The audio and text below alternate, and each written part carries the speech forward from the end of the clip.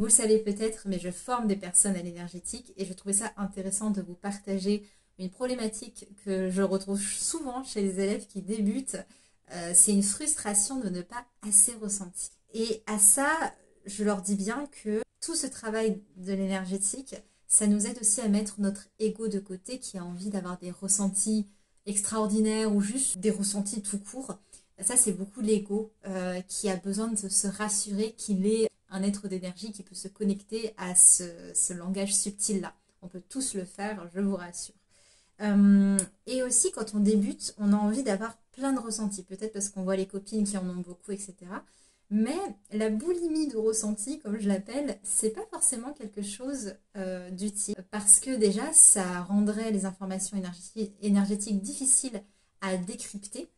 Et c'est pas vraiment un cadeau d'avoir un canal de ressenti très très ouvert, surtout au début, parce qu'il faut apprendre à le gérer. Alors que quand on a un canal qui n'est pas très très ouvert, et ben au moins on peut progresser au fur et à mesure pour pouvoir le gérer. Deuxième raison pour s'apaiser face au fait d'avoir pas assez de ressenti à son goût, c'est de se rappeler notre nature cyclique. On ne peut pas espérer avoir tout le temps beaucoup de ressentis. En soi, il y a toujours plein de choses qui se passent au niveau énergétique, mais il y a des périodes où on est plus ou moins sensible, et ça dépend de beaucoup de choses. Une troisième raison du pourquoi c'est pas mal d'avoir peu de ressentis au début, et d'ailleurs je reviens là-dessus, mais en général les élèves me disent qu'elles n'ont pas beaucoup de ressentis, et après elles me disent j'ai ressenti ça, mais c'est pas assez, ou je suis pas sûre. Déjà c'est de se faire confiance, et de pas se dire que ce n'est pas assez, c'est déjà bien suffisant.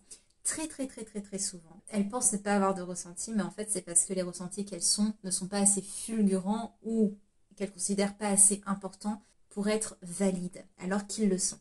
Ce qu'il faut se dire, c'est que quand on pense avoir moins de sensibilité au ressenti, c'est plutôt une chance, parce qu'encore une fois, ça nous laisse le temps de grandir notre pratique, certes, mais aussi parce qu'on va être beaucoup plus attentive et méticuleuse aux petites choses, et ça va développer notre attention, et ça va nous aider à pouvoir repérer tous les petits changements, les petites ondulations dans le corps, et forcément, ça nous rend beaucoup plus consciencieuses dans notre pratique.